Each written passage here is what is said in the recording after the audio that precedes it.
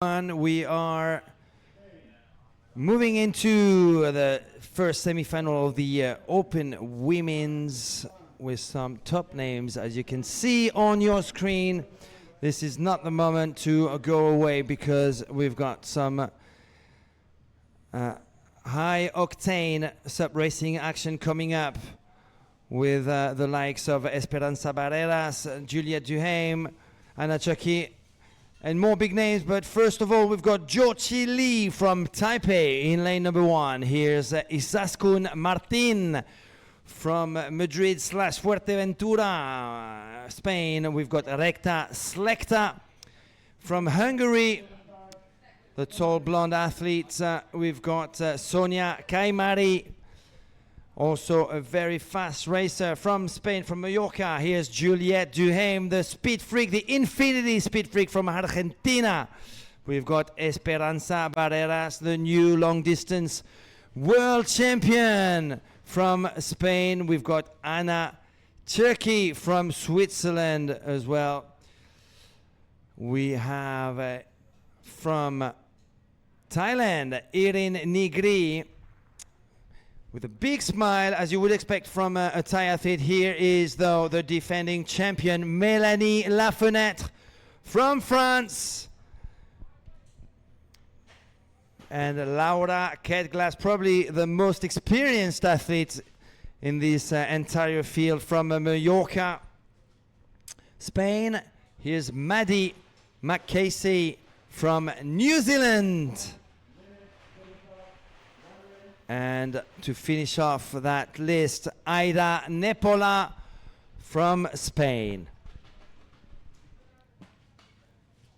So a crackerjack field, yeah, crackerjack field. Just the top 6. Oh, hang on a moment.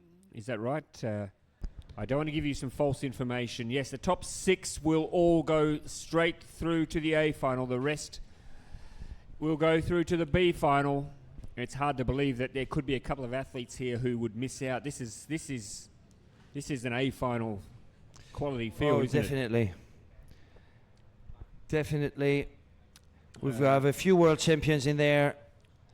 So we are watching the Argentinian Duhaime, who we know she's fast. Turkey as well. Lafenêtre, we're going to see the best of her today in this semi-final. Who's got the best start? It is Juliette Duhaime on the infinity board right there in the middle of Argentina, as well as Mélanie Lafenêtre on the 4x5 pro board. Now taking the lead, the French athlete from La Cigale Surf Club in the southeast of France is now in first position. Juliette Duhaime, though, looking good in second. Esperanza Barreras is in third. We've got McCasey from New Zealand on the deep ocean board there on the ASA, now taking the third place. Isaskun Martin on the NSP, just lurking in 4th or 5th position. Mélanie Lafenêtre goes down. Juliette Duhaime goes down. Isaskun Martin is going to take the lead from Spain. Isaskun Martin on the NSP. Mélanie Lafenêtre now sitting in 4th or 5th place. She's going to have to do it all again. Isaskun Martin in first, Juliette Duhaime in second. You could see that coming. They were going to... Who was that who decided to take on the buoy, and there was no way that buoy was going to move. That buoy, or buoy as you call it, it was staying where it was put, and then that cannonball effect and a big change in the front of the leaderboard already at the first turn. Wow, what a start. Pretty aggressive turn there by Juliette Duhaime, who is going to get that first position now ahead of Isaskun Martin from Spain. Maddie McCasey from New Zealand on that deep ocean board, I think she is in third. Matthew, I think she benefited the most from the carnage at that first buoy, because she was outside and right out of the mess, and managed to just go around the outside and move herself comfortably into third position. It is top 6 though, and both of the athletes who came down both got back up on their boards very, very quickly. Now, there's one big name that we haven't seen much yet. It's Esperanza Barreras. Where is she sitting in this race? At the front, though, it is from Argentina, Juliette Duhaime. So on that single blackfish board. Single file here at the front, of course, with the New Zealander Maddie McCasey there in third position. Nice turn, very, very efficient. Now, let's see who's in this group here. Now, Melanie Lafenêtre in fourth place after a bit of There a she scare. is. Esperanza Barreras is in fifth. Laura Kedglas is in sixth. Who's going to get the inside, though? Aida Nepola might benefit there from a pretty wide turn by Esperanza Barreras and Laura Kedglas there. Anna Cherki is also fighting for that for a place in that top 6. Wow, I'm still trying to get my breath back. That was an incredible start. That first buoy, I mean, wow. Just, I don't know why those two athletes thought they could go straight through. Who hit the buoy? I can't remember now. I think it's Melanie. Or was that a bit of a... I think Melanie hit it and shoulder-to-shoulder action with Juliette Duhaime, and I think Melanie Lafenêtre lost that fight. It would be good to have a replay of that. That'd be amazing.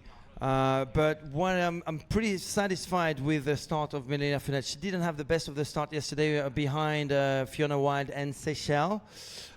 She did start really well today. However, she made a big mistake by falling at that first buoy. Now she is sitting in fourth place. So still looking like she's going to qualify the defending champion Melanie Lafenêtre for the A final. That would be an upset not to have her, obviously, in the big final. But yeah, what I'm satisfied with, as opposed to yesterday, is how well she started ahead of a very fast racer, Juliette Duhaime, who is now in first position. And happy to say that our big American Rob Sanoa has joined us in the commentary box after, well, I don't know how to put into words your semi-final this morning, Rob. You were on top of the water, you're under the water, you're in the water. Hey, I stayed on top of the water most of the time. I think we saw you have a swim there at one stage, I think. Nope, my fin got caught around the second lap, and I almost did a faceplant, but I saved it. Hey, I want to say that was pretty impressive recovery by Juliette right there. Yeah. I mean, she went down, getting nudged a little bit, and made such a swift recovery, and now clearly she's in first place, making it look solid with a nice step-back turn. Buoy turn right there. So thanks for having me back on the mic again. Excited to be here. ICF World Championships. Ooh, again, it's pretty close. Oh, look at all that bottled up right there. Okay. Ooh, Melanie Lafenêtre is going to benefit from a big turn. Or is she? Noses on boards. We would expect some Spaniards to at the front of the race, but perhaps not. Isaskun Martin, she is now in second place from Fuerteventura. Isaskun Martin behind Juliette Duhaime. Maddie McCasey's holding on to third, I think, at this stage. Melanie in fourth, Espe in fifth, and Anna Cherki in sixth place. That's a surprising position to be in for Anna Cherki. I don't think she had a great start. She's, however, a very fast racer. So I'd love to see a replay of the start, actually, to just try and understand what happened there. Between all these top athletes. Anna Cherki, though, from Switzerland, sitting in sixth, so virtually qualified for the big final since the top 6 go through. Isaskun Martin in second place. Now, don't do anything Melanie silly. Lafenêtre in third. She's going to make a big push now, Melanie, to make sure that she stays at the front. Maddie McCasey from New Zealand in fourth, Esperanza Barreras in fifth, and Anna Cherki with a big gap for herself ahead of Laura Kedglas is in sixth place. So Laura Kedglas is going to have to push really hard now. Aida Nepola? Is it Aida Nepola? Yeah, Aida Nepola, another Spaniard behind Laura. But the Infinity Speed Freak from Argentina. Where's home? Juliette Duhaime. Where's home for her? Do you know? It's everywhere. It's everywhere. You find her in Puerto Rico. You find her in in North Carolina. You find her in Florida, in Argentina. She in Tahiti. She spends a few weeks in Tahiti also this year. So she's like Paul Young, nice wherever she lays her Juliette. hat, that's her home. Yeah.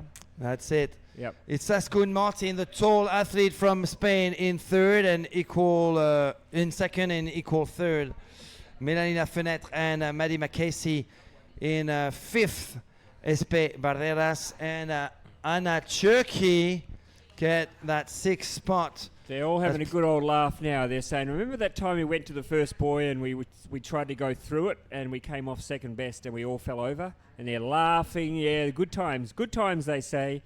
But luckily they all made it through. So otherwise it could have been there could have been a little bit of daggers at 5 yards.